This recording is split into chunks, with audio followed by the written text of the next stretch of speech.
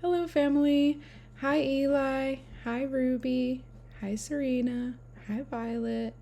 So today we will be continuing on in our reading of the Phantom Tollbooth, and I believe we're starting chapter 5, titled Short Shrift.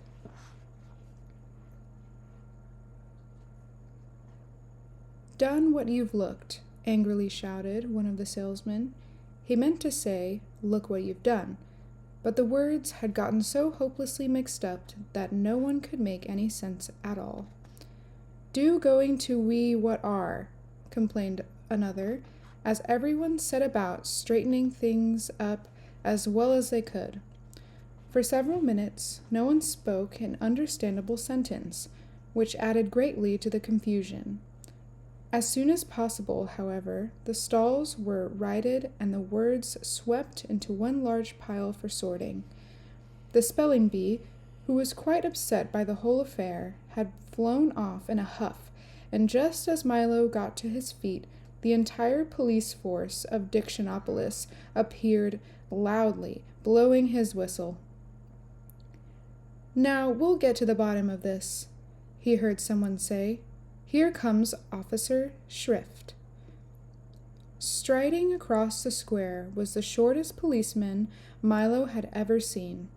He was scarcely 2 feet tall and almost twice as wide, and he wore a blue uniform with white belt and gloves, a peaked cap, and a very fierce expression.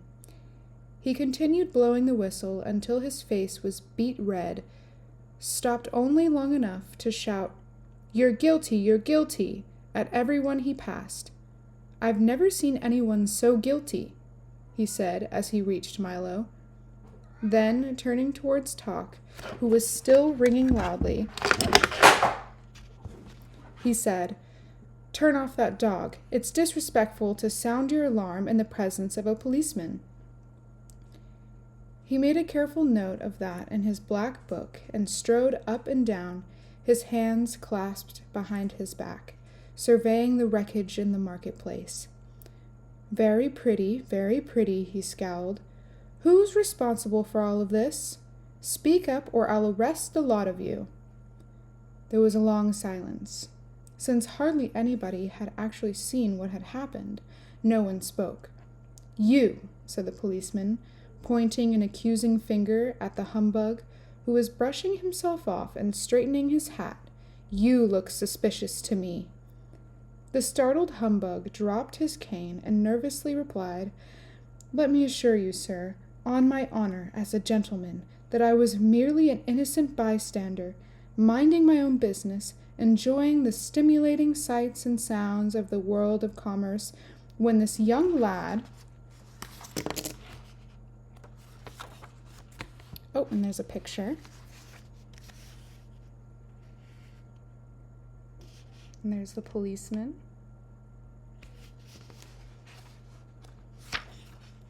"Aha!" interrupted Officer Shrift, making another note in his little book. "Just as I thought. Boys are the cause of everything." "Pardon me," insisted the humbug, "but I in no way meant to imply that—" "Silence!" thundered the policeman, pulling himself up to full height and glaring menacingly at the terrified bug. "And now," he continued, speaking to Milo, "where were you on the night of July 27? "What does that have to do with it?" asked Milo. "It's my birthday, that's what," said the policeman as he entered. "Forgot my birthday," in his little book. "Boys always forget other people's birthdays." "You have committed the following crimes," he continued: "having a dog with an unauthorized alarm, sowing confusion, upsetting the apple cart, wreaking havoc, and mincing words." "Now see here," growled Talk angrily. "And illegal barking," he added, frowning at the watchdog. "It's against the law to bark without using the barking meter. Are you ready to be sentenced?" "Only a judge can sentence you," said Milo, who remembered reading that in one of his school books. "Good point," replied the policeman. taking off his cap and putting on a long black robe. I am also the judge. Now, would you like a long or a short sentence? A short one, if you please, said Milo. Good, said the judge, rapping his gavel 3 times. Rapping his gavel 3 times. I always have trouble remembering the long ones. How about I am? That's the shortest sentence I know. Everyone agreed that it was a fair sentence, and the judge continued, There will also be a small additional penalty of 6 million years in prison. Case closed, he pronounced, rapping his gavel again. Come with me. I'll take you to the dungeon. Only a jailer can put you in prison, offered Milo, quoting the same book. Good point, said the judge, removing his robe, taking out a large bunch of keys. I am also the jailer. And with that he led them away. Keep your chin up, shouted the humbug. Maybe they'll take 1 million years off for good behavior. The heavy prison door swung back slowly, and Milo and Tok followed Officer Shrift down a long, dark corridor lit by only an occasional flickering candle. Watch the steps, advised the policeman as they started down a steep circular staircase. The air was dank and musty, like the smell of wet blankets, and the massive stone walls were slimy to the touch. Down and down they went until they arrived at another door, even heavier and stronger looking than the first. A cobweb brushed across Milo's face, and he shuddered.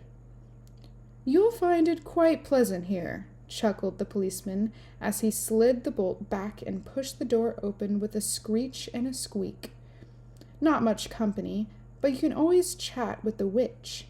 The witch? Trembled Milo.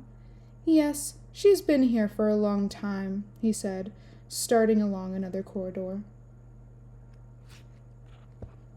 And here's the picture of them going down the stairs.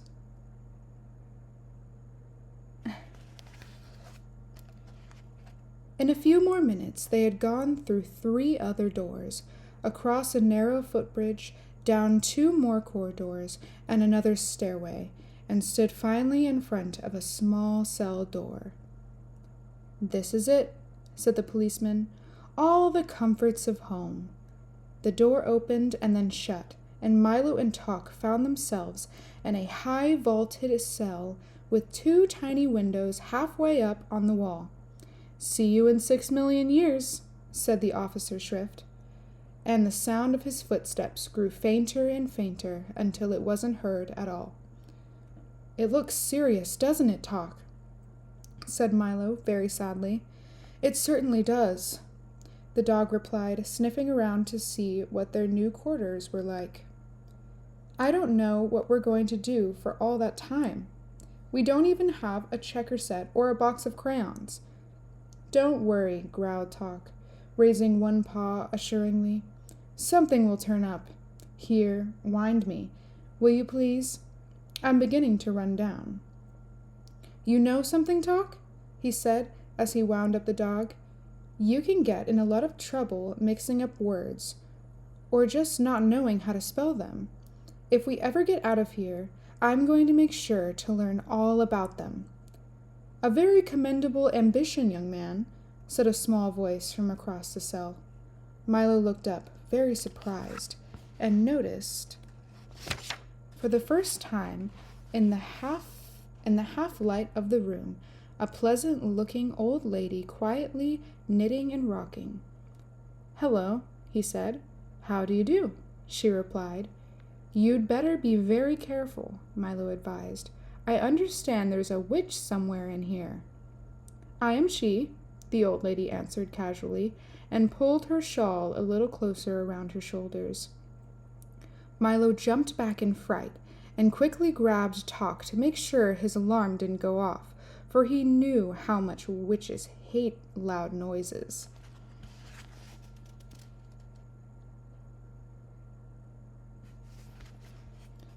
Don't be frightened, she laughed. I am not a witch. I am a witch. W-H-I-C-H. Oh, said Milo, because he couldn't think of anything else to say. I'm faintly macabre, the not-so-wicked witch, she continued, and I'm certainly not going to harm you. What's a witch? Asked Milo, releasing talk and stepping a little closer. Well, said the old lady, just as a rat scurried across her foot, I am the king's great-aunt. For years and years I was in charge of choosing which words were to be used for all occasions, which ones to say and which ones not to say, which ones to write and which ones not to write. As you can well imagine, with all the thousands to choose from, it was a most important and responsible job. I was given the title of Official Witch, which made me very proud and happy. At first, I did my best to make sure that only the most proper and fitting words were used. Everything was said clearly and simply, and no words were wasted. I had signs posted all over the palace and marketplace, which said, "Brevity is the soul of wit, but power corrupts." And soon I grew miserly and chose fewer and fewer words, trying to keep as many as possible for myself. I had new signs posted which said, sorry, that was my cat. Get down. I had new signs posted which said, "An ill-chosen word is the fool's messenger." Soon sales began to fall off in the market. The people were afraid to buy as many words as before, and hard times came to the kingdom. But still I grew more and more miserly. Soon there were so few words chosen that hardly anything could be said, and even casual conversation became difficult. Again, I had new signs posted which said, "Speak fitly, or be silent wisely." And finally, I had even these replaced by ones which read simply, "Silence is golden." All talk stopped. No words were sold. The marketplace closed down, and the people grew poor and disconsolate. When the king saw what had happened, he became furious and had me cast into this dungeon, where you see me now, an older and wiser woman.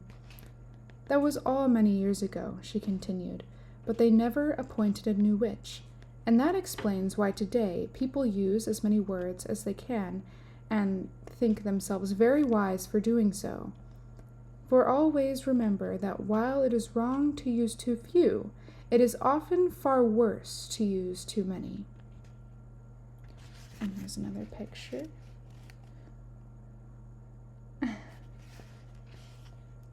When she had finished, she sighed deeply, patted Milo gently on the shoulder, and began knitting once again. "And have you been down here ever since then?" asked Milo, sympathetically. "Yes," she said sadly. "Most people have forgotten me entirely, or remember me wrongly as a witch, not a witch. But it matters not, she went on unhappily, for they are equally frightened of both.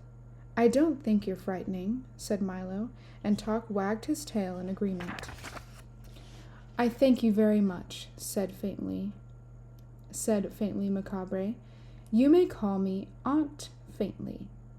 Here, have a punctuation mark," and she held out a box of sugar-coated question marks, periods, commas, and exclamation points. "That's all I get to eat now." "Well, when I get out of here, I'm going to help you," Milo declared forcefully. "That's very nice of you," she replied, "but the only thing that can help me is the return of rhyme and reason." "The return of what?" asked Milo. "Rhyme and reason," she repeated, "but that's another long story, and you may not want to hear it." We would like to very much," barked Talk. "We really would," agreed Milo, and as the witch rocked slowly back and forth, she told them this story.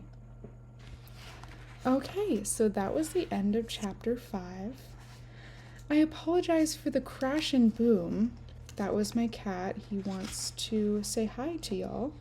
So I'm just going to tell him he said hi.